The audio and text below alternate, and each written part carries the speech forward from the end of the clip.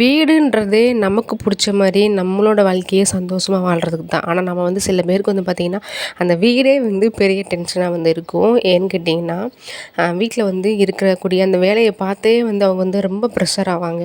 ஐயோ பாத்திரம் கிடக்குது, ஐயோ துணி துவைக்கணும், அண்டு துணியை மடிக்கணும், வீடு துடைக்கணும், வீடு கூட்டணும் அப்படின்றத செய்கிறதுக்கு முன்னாடியே இவ்வளோ வேலை இருக்கே, இவ்வளோ வேலை இருக்கேன்னு யோசித்து யோசித்து அவங்க வந்து ரொம்ப ப்ரெஷராக வந்து ஆயிடுவாங்க.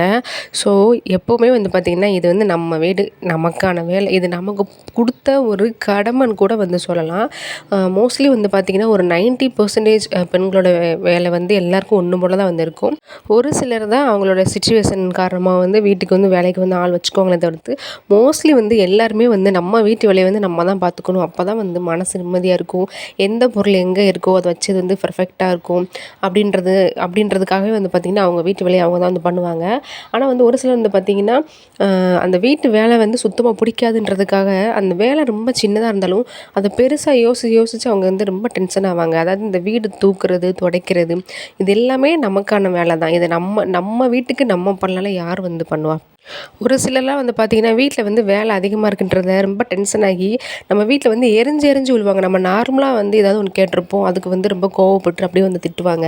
அதே மாதிரி அப்போ தான் வீடு தூத்துருக்காங்க அப்படின்னு நம்ம தெரியாமல் ஏதோ ஒரு பேப்பர் போட்டோம் அப்படின்னா அவ்வளோதான், அன்றைக்கி வந்து வீடு 2ஆயிரும். இதே வந்து எக்ஸாம்பிளுக்கு எங்கள் அம்மாவை சொல்கிறேன். எங்கள் அம்மா வந்து அப்படி தான் வீட்டு வேலையை வந்து இவ்வளோ வேலை இருக்குன்றத சொல்லியே வந்து பாதி நேரத்தை வந்து ஓடிடுவாங்க. எங்கள் அம்மா என்ன பண்ணுவாங்கன்னா, இந்த வீட்டு வேலையை நிறையா இருக்கிறத நினச்சி இப்போ எங்கள் அப்பா ஏதாவது கொஸ்டின் கேட்டாங்கன்னா எங்கள் அப்பாட்ட வந்து நார்மலாக பதில் சொல்லாமல் ரொம்ப கோவமாக வந்து பதில் சொல்லுவாங்க. அந்த கோவம் வந்து பார்த்திங்கன்னா ஃபைனலாக அவங்க 2 பேருக்கும் சண்டை தான் வந்து முடியும். இது வந்து தேவையில்லாத பிரச்சனை. நார்மலாக நம்ம வீட்டில் வந்து நம்ம போடுற ட்ரெஸ்ஸையோ, நம்ம சாப்பிட்ட தட்டையோ நம்ம தான் வந்து க்ளீன் பண்ணணும்.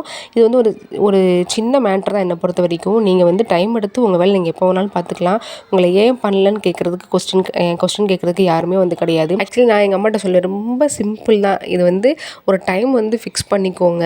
அந்த டைமுக்கு அப்புறம் அது வரைக்கும் முன்னாடி வரைக்கும் ரெஸ்ட் எடுங்க. அந்த டைமுக்கு அப்புறம் உங்கள் வேலையை ஸ்டார்ட் பண்ணுங்கள் அப்படின்னு. இப்போ நீங்கள் என்ன வந்து பார்த்திங்கன்னா, நான் காலையில் பசங்களை ஸ்கூலுக்கு அனுப்புறதோடு சரிங்க. அதுக்கடுத்து வந்து பார்த்திங்கன்னா ஜஸ்ட் வீடு மட்டும்தான் வந்து பெருக்குவேன். ஏன்னா யாராவது வந்து கெஸ்ட் யாராவது வந்துட்டாங்கன்னா வீடு வந்து அப்படி அப்படியே கிடந்தா கொஞ்சம் நல்லா இருக்காதேன்றதுக்காக வந்ததும் பசங்களோட விளையாட்டு ஜாமான்லாம் வந்து எங்கெங்கே இருக்கணுமோ அதெல்லாம் எடுத்து வச்சுட்டு வீடு மட்டும் நீட்டாக வந்து பெருக்கிடுவேன். அதுக்கப்புறம் வந்து பார்த்திங்கன்னா, சிங்கில் வந்து பாத்திரம் இருக்க தான் செய்யும்.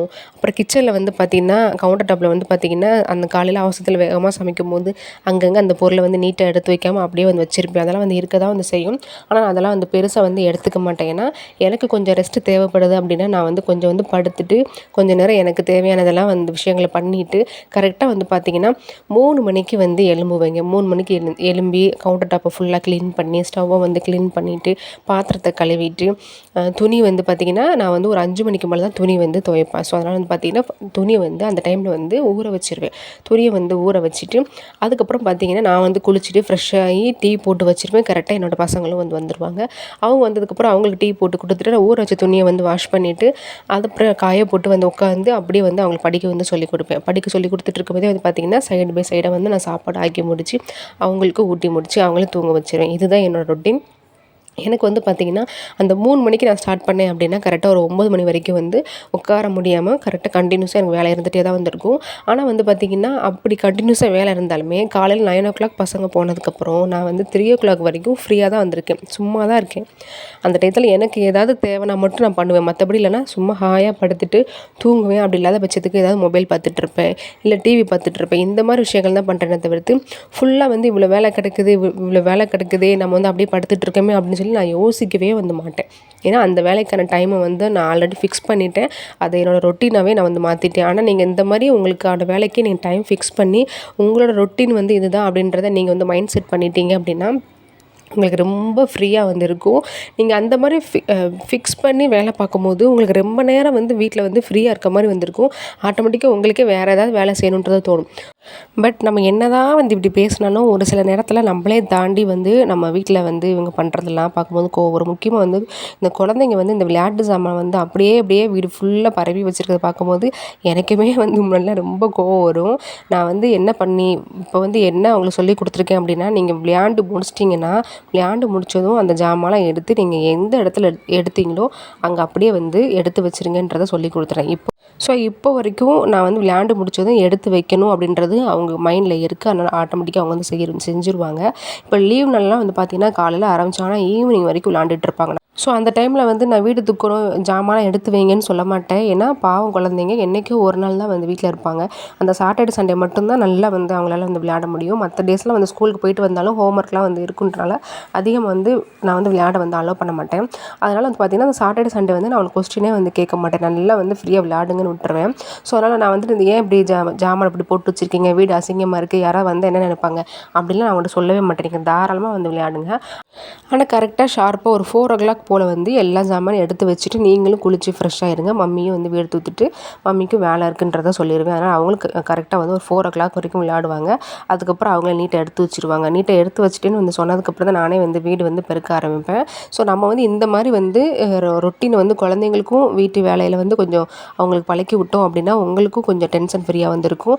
அவங்களே நம்ம வந்து என்றைக்கோ ஒரு நாள் வீட்டில் இருக்கணும் அவங்களே போட்டு நம்ம வந்து டார்ச்சர் வந்து பண்ண தேவையில்ல. குழந்தைங்க மேலே தேவையில்லாமல் எரிஞ்சு விழ தேவையில்லை. இந்த மாதிரி வந்து கொஞ்சம் புரிஞ்சுக்கிட்டு அண்டர்ஸ்டாண்ட் பண்ணிக்கிட்டு நம்ம வந்து வேலை பார்த்தோம் அப்படின்னா அது ப்ரெஷராகவே தெரியாது. ஃபர்ஸ்ட் ஆஃப் ஆல் வந்து நம்ம வீட்டில் பார்க்கக்கூடிய வேலை வந்து அது நமக்கான வேலை தான். ஏன்னா நம்ம வந்து பெர்ஃபெக்டாக பார்த்துக்குவோம் அப்படின்ற ஒரு நம்பிக்கையில் தான் நம்ம ஹஸ்பண்ட்லாம் வந்து அவங்களோட ஒர்க்கை வந்து பார்க்க போகிறாங்க. என்னை பொறுத்த வரைக்கும் வீடை வந்து மற்றவங்களுக்காக நீங்கள் மெயின்டைன் பண்ணாமல் உங்களுக்காக மெயின்டைன் பண்ணிங்கன்னா உங்களுக்கு வந்து ரொம்ப வந்து மைண்ட் ஃப்ரீயாக வந்து இருக்கும். ஏன்னா நீங்கள் வந்து மற்றவங்க என்ன சொல்லுவாங்களோ, யாராவது வீட்டுக்கு வந்தால் என்னடா அவங்க வீடு இப்படி இருக்குது, நீட்டாகவே இல்லை, என்ன சுவரெல்லாம் இப்படி கிறுக்கி வச்சுருக்காங்க, என்ன இது உங்கள் குழந்தைங்க நீங்கள் எதுவும் சொல்ல மாட்டீங்களா அப்படின்னு கொஸ்டின் கேட்பாங்களோ அப்படின்றது பாதி பேர் அதுக்கு மற்றவங்களுக்கு பயந்து தான் நம்ம வந்து வீடை வந்து அப்படியே வந்து பொத்தி வந்து வச்சுட்டு எந்த பொருள் எங்கே இருக்கோ அங்கேயே இருக்கட்டும், எதையும் எடுக்கக்கூடாதுன்னு கிட்ஸையும் சரி நம்ம வீட்டில் உள்ள ஆட்களையும் சரி எதையுமே எடுக்கக்கூடாது, சுவரில் அதை இருக்கக்கூடாது அப்படின்னு சொல்லி நம்ம வந்து பயப்படுத்தி வச்சுருப்போம். உண்மையாக சொல்லணும்னா என் வீட்டிலலாம் வந்து பார்த்திங்கன்னா பசங்க வந்து நல்லா வந்து கிறுக்கி வச்சுருப்பாங்க.